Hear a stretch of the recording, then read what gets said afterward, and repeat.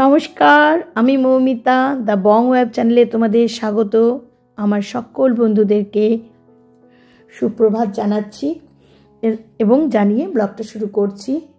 ওর বাবা চলে গেছে, গতকাল বিকেলবেলা ওর বাবা চলে গেছে। ঘুম থেকে উঠেই আমরা আমাদের নিত্যদিনের কাজে লেগে গেছি। ব্রেকফাস্ট হয়ে গেছে, আলুর তরকারি আর রুটি আর ডিম সেদ্ধ। তো কিছুদিন ধরে না আমার খাওয়া দাওয়াটা খুব উলটপালট হচ্ছে বলতে কোনো কাজে লেগে যাচ্ছি আর আমার ঠিকমতো ফলের রসও খাওয়া হচ্ছে না।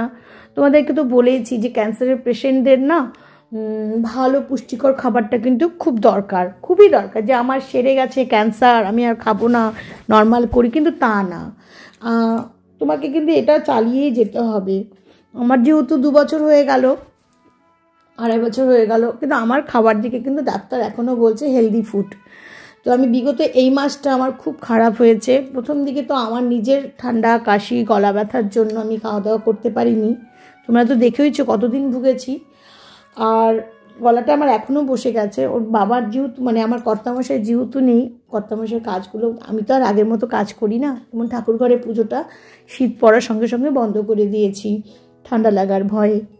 আর বাবি এদিকে কী করেছে, আমি যে 3টা কুকুরকে ছোটোর থেকে লালন পালন করেছিলাম, তার মধ্যে কিছুদিন আগে তোমাদের দেখিয়েছি একটার পার্ব হয়েছিল, সেটা তো ট্রিটমেন্ট করে সেরে গেছে, আবার আরেকটাকে অ্যাটাক করেছে।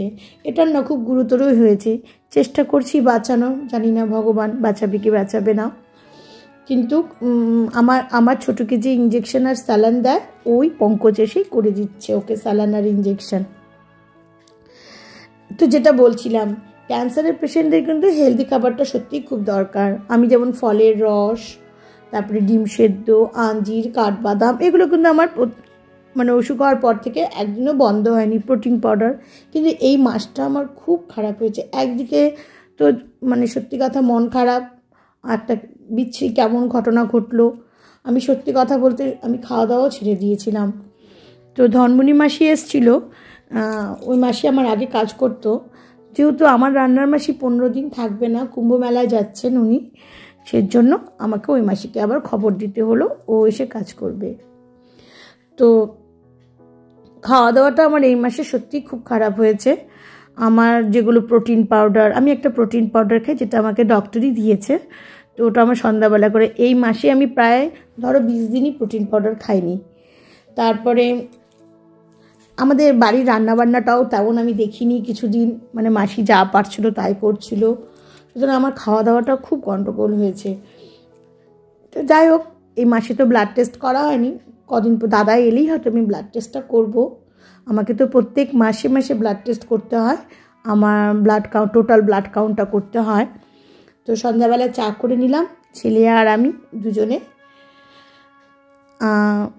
ওর বাবা নেই, তো বাড়িটা বড় ফাঁকা ফাঁকা লাগছে। মানুষ 3টা, তার মধ্যে একজন না থাকলে, এই যে চা পাতার কোটাটা দেখালাম, এই চা পাতাটা গাছে দেব সার।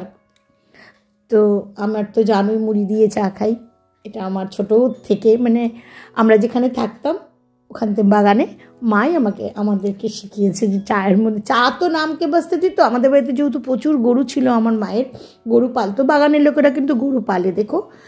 তো আমরা যেহেতু লোক পেতাম, সার্ভেন্ট ছিল আমাদের, প্রচুর সার্ভেন্ট ফ্রি ছিল, তো মা ওগুলো করতো। তো তখন আমাদের কি ওই দুধের মধ্যে একটু চায়ের রং দিয়ে আমাকে আমার দাদাকে দুজনকেই দিত। দেখো, আমি আবার তাও দাদার নাম নিয়ে নিলাম।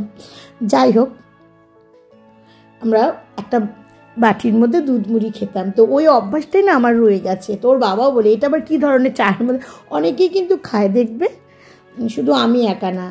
তো যাই হোক, সারাদিনে কাজকর্ম করতে করতে, কালুর সেবা করতে করতে রাত হয়ে গেল। বাবি বায়না করলো, মা অনেক দিন তুমি স্যুপ করে খাওয়াও না, আজকে একটু চিকেন স্যুপ করবে। তো ঠান্ডাটাও বেশ পড়েছে, তো বললাম চল তাহলে করি, বহুদিন তো করি না। আর রান্নাবান্না তো এখন আমি ছেড়েই দিয়েছি, একটু একটু করে ধরছি, আগের মতো তো পারি না। খুব ইচ্ছা করে যে সব কিছু করবো, কিন্তু লাস্ট অবধি করতে পারি না, জানো, একটু না একটা কিছু ছেঁড়া বেড়া হয়ে যায়। আর ওর বাবা না থাকলে তো আরও হাঁপসিয়ে পড়ি, এত বড় কাজ সেরেই নিজেই সারতে পারি না। সন্ধ্যা দেওয়া, পুজো দেওয়া, একটা শরীরের উপর হাইফাই হয়ে যায়। এটা তো সত্যি কথা, এত বড় রোগটা থেকে উঠেছি, তারপরেও মনের জোরে কিন্তু আমি কাজ করি। কারণ ডাক্তারই আমাকে বলেছে কাজ করতে, যে কাজ না করলে কিন্তু আপনি আরও অথর্প হয়ে যাবেন। তাও তো ঠান্ডা পড়ার সঙ্গে সঙ্গে হাঁটাটা বন্ধ করে দিয়েছি। ডাক্তার আমাকে দুবেলা হাঁটতে বলেছে, কোনো এক্সারসাইজ করতে হবে না, শুধু হাঁটবেন, মানে 1 ঘন্টা হোক, আধা ঘন্টা হোক, দুবেলা হাঁটবেন। ডক্টর প্রভুই এই কথাটা বলেছে। তো দেখো, তোমাদের সাথে কথা বলতে বলতে আমার সুন্দর করে স্যুপ করা হয়ে গেল। এটা কিন্তু চিকেন স্যুপ। চিকেন স্যুপ তো সবাই জানো, নর্মালি করতেই পারে সবাই, এটা আর বলার কিছুই নেই। তো আমি আবার একটু ভেজে নিয়ে করি সবজিগুলো, আর যে স্যুপটা থাকে, স্টুটা থাকে চিকেনের, ওই স্টুটা পরে ঢেলে দিই সবজিগুলোর মধ্যে। আর একটু কর্নফ্লাওয়ার গুলিয়ে দিলে তো তোমরা জানো এটা গ্রেভিটা ঘন হয়ে যায়। তো এই হলো এদিকে আবার পঙ্কজ ফোন করছে রাত্রেবেলায়, ওকে আবার স্যালান দিতে আসবে। তো ঋষিকে বলছি স্যুপটা খেয়ে নে তাড়াতাড়ি। তারপরে সত্যি আজ 3 বছর পর আমি বাবির জন্য চিকেন স্যুপ করলাম। মানে এখন আমার করাই হয় না, সন্ধ্যেবেলা না ওই আমি প্রোটিন খেয়ে নিই, আর ওরা না হলে কোনো দিন ওই মোমো টোমো নিয়ে এসে নিজেরা খেয়ে নেয়। আর যে সন্ধ্যাবেলার খাবার করা, ওটা প্রায় উঠেই গেছে আমার বাড়িতে। বহুদিন বাদে সন্ধ্যাবেলায় আজ খাবার করলাম।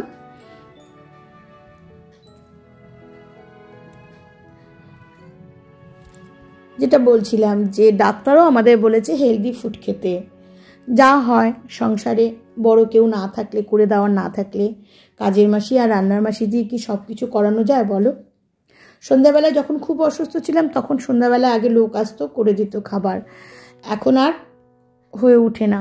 সত্যি কথা, আমার ট্রিটমেন্ট, তারপরে এদের খরচ, একটা বিশাল টাকা লেগে যায়। আর দুবেলা কাজের মাসি আসা মানে প্রচুর টাকা নিয়ে নেবে। তাই এখন একবেলা করে নিয়েছি। এদিকে স্যুপটা বসিয়ে দিলাম, আর ঋষি বায়না ধরলো আমাকে মা একটা ডিমের অমলেট করে দাও, স্যুপের মধ্যে দিয়ে খাবো। ওর জানি না, ওর মর্জি, এখন করেই দিতে হবে। এটুক তো করে দিই, যতদিন আছি ছেলেটাকে একটু করে দিই আর কি। যেটা বললাম, এই মাসটা আমার প্রচণ্ড অনিয়ম হয়েছে খাওয়া দাওয়ার। আমি ঠিক মতো করে ফলের রস খাইনি, প্রোটিন পাউডার খাইনি। আমাকে একটা ডক্টর প্রোটিন পাউডার দিয়েছে, সেটা আমাকে খেতে হয়। তো ওই প্রোটিন পাউডারটা খাইনি। তারপরে তোমার ফল তো খাইনি। আর রান্নাবান্নাও আমার বাড়িতে তেমন ভালো একটা হয়নি, কারণ আমি কিছুই দেখতাম না। আমার সত্যি খুব খুব আমার মনে আঘাত লেগেছিলো এই বাড়ি। তোমরা ভাবতে পারো না, মা বাবা নেই, আবার বলা শুরু করে দিয়ে এলাম তোমাদের কাছে। তো দুঃখটা না ভুলতেই পারি না।